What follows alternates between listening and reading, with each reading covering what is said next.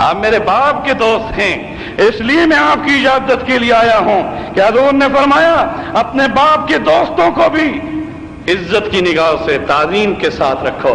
باپ مر جائے تو چچے کو باپ کا مقام حاصل ہے، بڑے بھائی کو باپ کا مقام حاصل ہے، پھوپھی کو اس طرح سے اللہ نے یہ رتبے دیے ہیں۔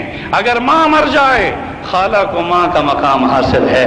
آج صلہ رحمی نہیں رہی، آج ہم اتنے اپنے آپ میں مگن ہو چکے، رشتہ داروں کے حقوق چھوڑ چکے، والدین کے حقوق چھوڑ چکے۔ میں کیسے بتاؤں؟ حضور صلی اللہ علیہ وسلم نے فرمایا جو شخص اپنی عمر میں درازی چاہتا ہو، عمر میں برکت چاہتا ہو، رزق میں برکت چاہتا ہو، اور اپنی اولاد کو اپنے لیے یہ چاہتا ہو کہ میری فرما بردار بن کر رہے، فرمایا وہ اپنے ماں باپ کی خدمت کرے۔ کیوں؟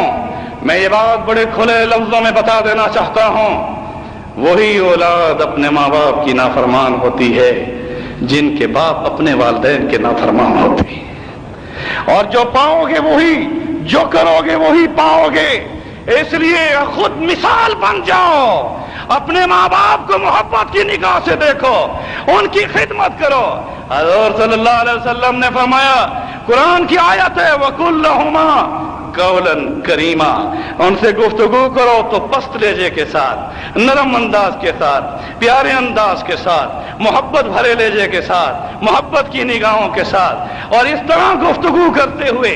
میرے دوستو، امام غزالی رحمۃ اللہ علیہ نے اپنی کتاب احیاء العلوم میں لکھا کہ ماں باپ میں سے جو کوئی ایک بھی اگر تم بیٹھے ہو، اگر منصب پر بیٹھے ہو، یا دفتر میں بیٹھے ہو، یا دکان پہ بیٹھے ہو، یا دوستوں میں بیٹھے ہو، جب ماں باپ میں سے کوئی آ جائے تو ایسے کھڑے ہو جاؤ جیسے غلام آقا کے سامنے کھڑا ہوتا ہے۔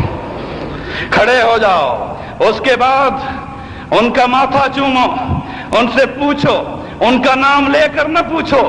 بعض لوگ اپنے باپ کا نام لے کر پکارتے ہیں، ادب کے خلاف ہے۔ ابا جان، امی جان، پیارے انداز سے اسے پکارو، اور اس کے بعد وہ جب گفتگو کرے تو اس کی گفتگو کے جواب میں ادب کو اتنا ملحوظ رکھو کہ اس کی آواز سے تمہاری آواز بلند نہ ہونے پائے۔ اس طرح سے جب ماں باپ آپ کو ملنے آئے، ان میں سے دو میں سے اگر ایک بھی آیا ہے، فرمایا جب وہ چلنے لگے تو یہ نہیں کہ تم اپنی مسند پر بیٹھ جاؤ، پیچھے پیچھے چل کر انہیں رخصت کرو، وہ آگے چلیں، تم پیچھے چلو۔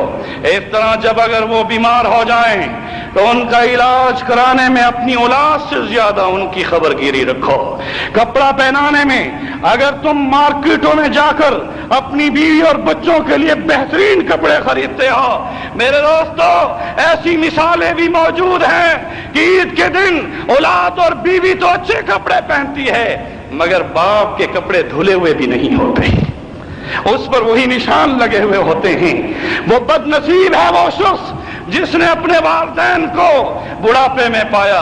حضور نے فرمایا اس کی ناک کٹ جائے، وہ ہلاک ہو جائے، وہ برباد ہو جائے، یہ بد دعا ہے رسول اللہ کی۔ راغب انف، اس کی ناک کٹ جائے جس نے اپنے ماں باپ کو بڑھاپے میں پایا اور پھر بھی ان کی خدمت کرتے ہوئے جنت نہ پائی۔ جنت پانا یہ اتنا آسان ہے کہ والدین کی فرما برداری میں اللہ نے جنت کے دروازوں کو کھول رکھا ہے۔ الجنت تحت اقدام الامہات، جنت ماؤں کے قدموں کے نیچے ہے۔ میرے دوستو قیامت کی نشانیوں میں سے رسول اکرم صلی اللہ علیہ وسلم نے یہ نشانی بتائی ہے کہ قیامت کی نشانیوں میں سے یہ نشانی ہوگی کہ بیٹا اپنے دوست کو باپ پر ترجیح دے گا۔ اپنے دوستوں میں بیٹھا ہوا جب اس کا باپ بڑھاپے میں کھانستا ہوا گردن ٹیڑھی کے ساتھ، دید نہیں ہوگی اور وہاں سے ایسے گزرے گا، دوست پوچھیں گے یہ کون ہے تو کہے گا یہ نوکر جا رہا ہے، یہ میرے گھر کا نوکر جا رہا ہے۔ میرے دوستو اکڑی ہوئی گردن کے ساتھ جب کوئی جوان بیٹا اپنے باپ کو اف کے ساتھ، حضرت علی کرم اللہ وجہہ نے اس آیت کی تشریح میں کیا خوب فرمایا، فرمایا وَلَا تَقُلْ لَهُمَا اُفٍّ، ان کے سامنے ہو تک اف تک نہ کہنا، یہ اتنی ادنا درجے کی بات ہے کہ اگر اس سے بھی ادنا درجے کی کوئی چیز ان کی طبیعت پر ناگوار ہو تو وہ بھی رب کو منظور نہیں ہے۔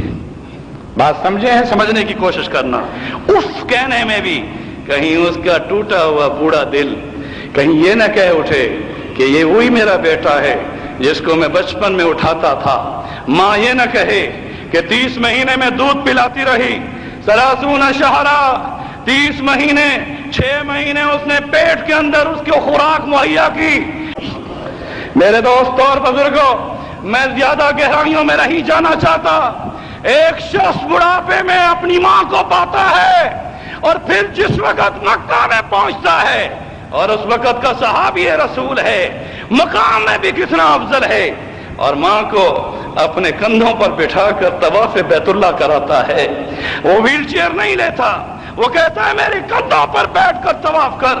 उसके बाद सही सफा मरवा कराता है, फिर अरफात ले जाता है, फिर मुज़दलिफा ले जाता है, फिर उसकी तरफ से रमी करता है, कुर्बानी करता है।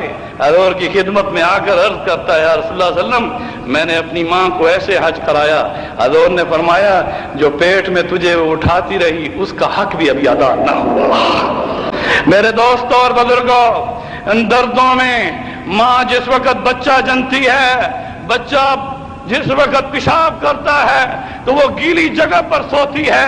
सर्दियों के मौसम में अपने बदन को आलूद करती है। सुबह की नमाज, फिर वो नेक पाक दमन औरत अपनी पाकीज़ी के लिए अपने आप को धोती भी है, मगर कभी ये नहीं कहती कि